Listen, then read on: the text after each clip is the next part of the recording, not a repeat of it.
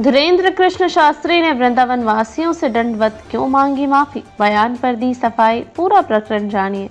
उत्तर प्रदेश के मथुरा वृंदावन में इन दिनों प्रेमानंद महाराज की रात्रिकालीन परिक्रमा का मामला गरमाया हुआ है। प्रेमानंद महाराज की रात्रिकालीन परिक्रमा के दौरान जयकारों और बैंडबाजी के शोर के कारण एनआरआई कॉलोनी के लोगों ने विरोध प्रदर्शन शुरू किया। इसके बाद प्रेमानंद महाराज ने रात्रिकालीन परिक्रमा बंद करने का फैसला लिया। इस पर बागेश्वर धाम सरकार धीरेन्द्र कृष्ण शास्त्री का बयान आया था। इसको लेकर वृंदावन में विरोध शुरू हो गया था। अब इस बयान पर उन्होंने स्पष्टीकरण दिया है।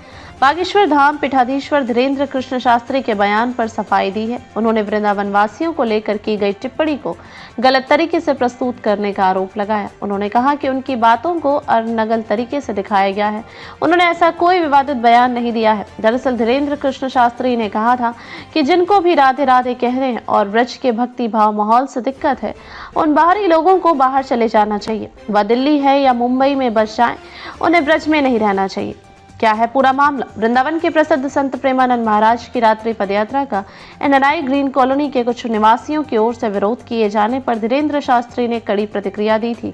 उन्होंने कहा था कि साधु के भजन पर रोक लगाने वाले इंसान तो हो ही नहीं सकते। ऐसे लोगों को वृंदावन छोड़कर कहीं और चले जाना चाहिए। उनके इस बयान को लेकर कुछ ब्रजवासियों ने आपत्ति जताई थी। धीरेन्द्र शास्त्री की सफाई। वृंदावन में गहराए विवाद पर सफाई देते हुए धीरेन्द्र शास्त्री ने एक वीडियो जारी किया है। उन्होंने कहा कि यह बात इस वीडियो के माध्यम से स्पष्ट करना है कि हमने ब्रजवासियों के लिए कोई भी अनर्गल बात नहीं कही है। उन्होंने कहा कि ब्रज के एक विभूति के रूप में पूज्य प्रेमानंद बाबा जी की केली कुंज मार्ग वाली पदयात्रा पर कुछ लोग जो बाहर से आकर के ब्रजवासी बन गए हैं, वहां बस गए हैं, उन्होंने विरोध किया। बाबा बागेश्वर ने कहा कि इससे हमारे मन को निश्चित रूप से दुख पहुंचा। मुझे लगता है कि सभी के मन को ऐसा लगा होगा। सनातन के लिए, ब्रज की परंपरा के लिए निश्चित रूप से यह गलत था। इस बात को लेकर के हमने पत्रकार वार्ता में अपनी बात रखी थी। जिनको भी राधे राधे कहने से ब्रज के भक्ति भाव वाले माहौल से दिक्कत है, उन बाहरी लोगों को बाहर चले जाना चाहिए। दूसरी जगह दिल्ली या मुंबई में बस जाना चाहिए। बागेश्वर सरकार ने कहा कि ऐसे लोगों को ब्रज में नहीं रहना चाहिए, परंतु हमें बताया गया कि कुछ ब्रजवासियों ने इस बात को अपने ऊपर ले लिया जो कि हमने कही नहीं है। उस बात को दूसरे तरीके से दूसरे भाव में रख लिया है। हम संपूर्ण ब्रजवासियों को यही कहेंगे, आप सब हमारे प्राण हैं, श्री ठाकुर जी के प्राण धन हैं।